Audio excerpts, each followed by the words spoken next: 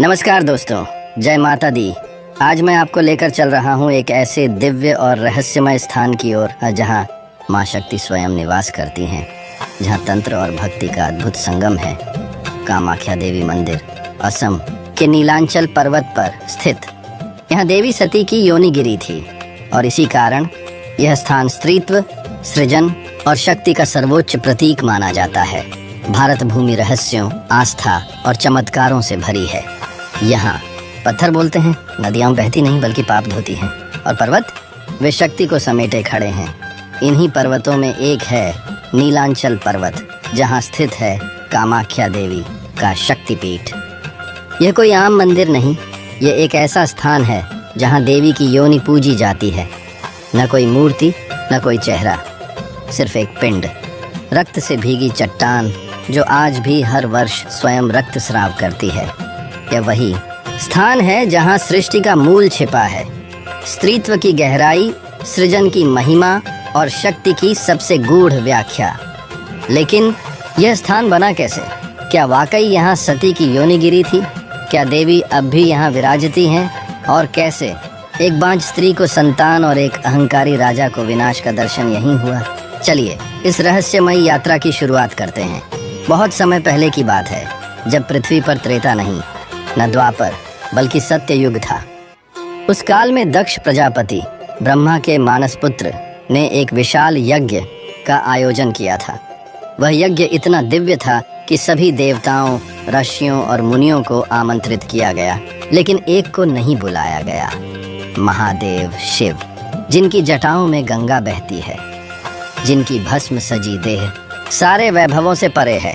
वह योगी जिनकी शक्ति स्वयं सती थी, दक्ष की ही कन्या सती, पिता की अवज्ञा कर शिव से विवाह कर चुकी थी, क्योंकि उनका प्रेम सहज, निर्मल और अनंत था। जब उन्हें पता चला कि पिता यज्ञ कर रहे हैं और उन्होंने शिव को निमंत्रण नहीं भेजा, तो उनका हृदय जल उठा। वह हिमालय से चलकर यज्ञशाला पहुंची, परंतु वहां न किसी ने सम्मान दिया, न कोई नेत्र नम हुए। दक्ष ने सबके सामने उनका और उनके पति का अपमान किया। सती ने यज्ञ कुंड के समीप खड़े होकर अपने अस्तित्व को त्यागने का निर्णय लिया। उन्होंने अपनी योगाग्नि से शरीर को भस्म कर दिया और उसी क्षण आकाश कांप उठा। जब यह समाचार कैलाश पहुंचा तो शिव का क्रोध फूट पड़ा। वह योगी नहीं, अब रौद्र हो गए। सती के जले हुए शरीर को गोद में उठाकर वे तीनों लोकों में भ्रमण करने लगे, विलाप करते हुए। उनका तांडव इतना विकराल था कि सृष्टि संकट में पड़ गई। देवताओं ने विष्णु से प्रार्थना की कि वह सृष्टि को बचाए। विष्णु ने सुदर्शन चक्र से सती के शरीर को खंड खंड करना शुरू किया।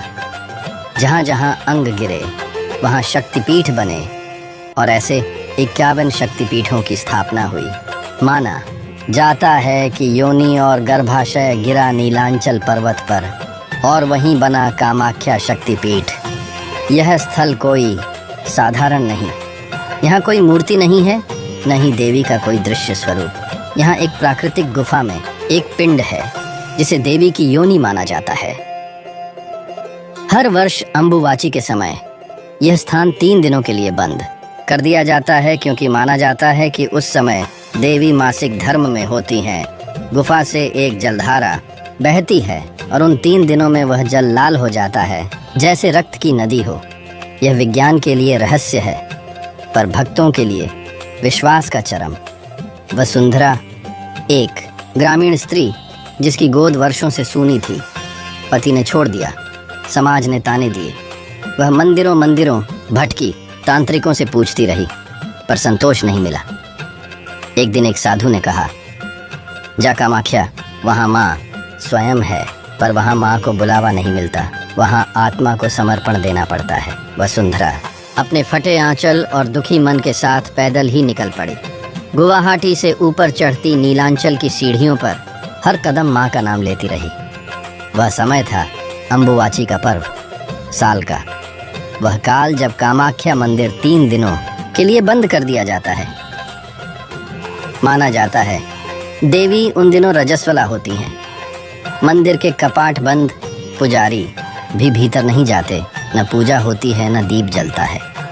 हजारों श्रद्धालु साधक और तांत्रिक मंदिर के बाहर बैठते हैं, व्रत करते हैं। सुंदरा ने भी अन्न जल त्याग कर 3 दिन माँ के सामने सीढ़ियों पर बैठकर आंखें बंद कर लीं।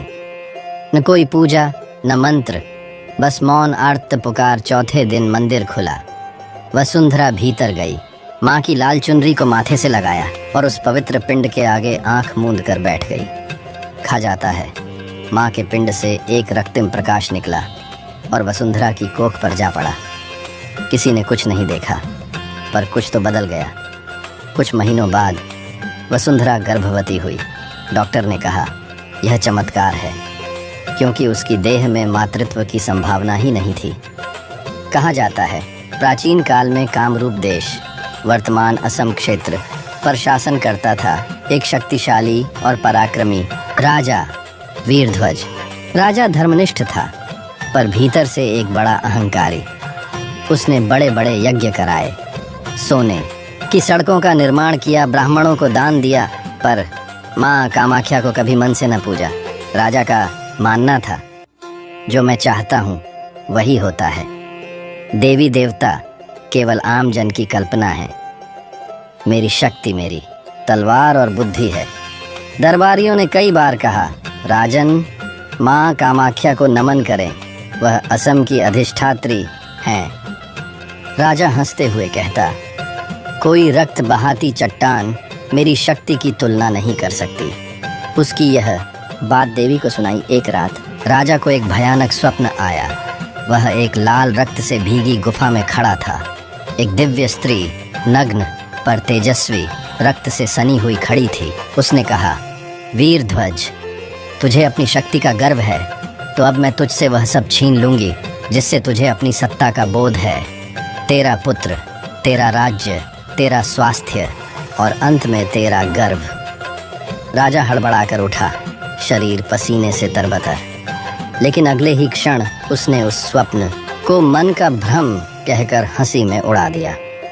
राजा वीरध्वज का इकलौता पुत्र राजकुमार सोमेश्वर, बलिष्ठ और सुंदर, अचानक बीमार पड़ गया। शरीर पर फोड़े निकलने लगे, रक्त बहता और पीड़ा से चिल्लाता।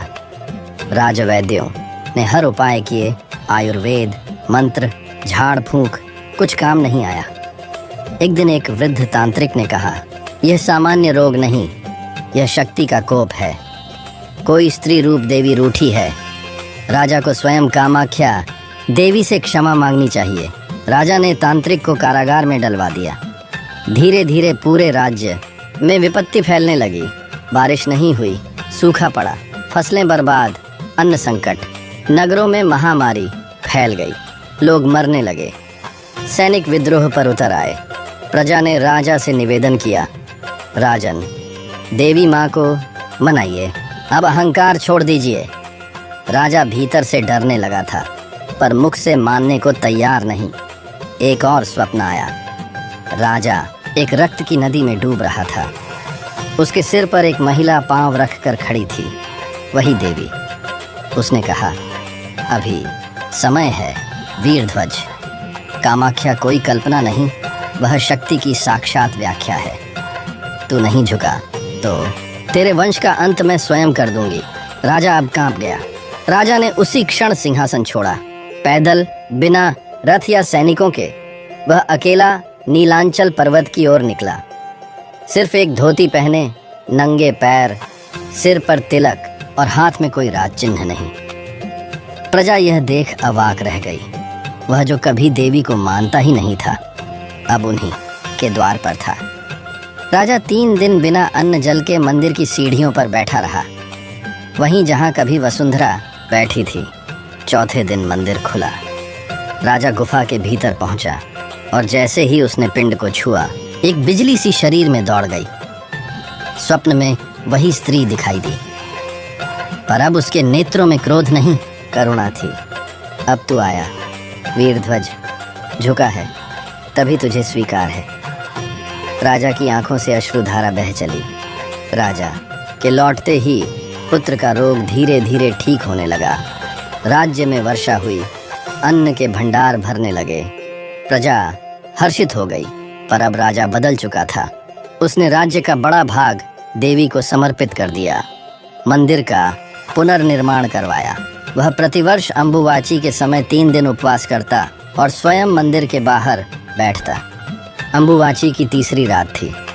चारों ओर मौन और रहस्य। मंदिर के द्वार बंद थे, पर वसुंधरा पिंड के सामने तप में बैठी थी।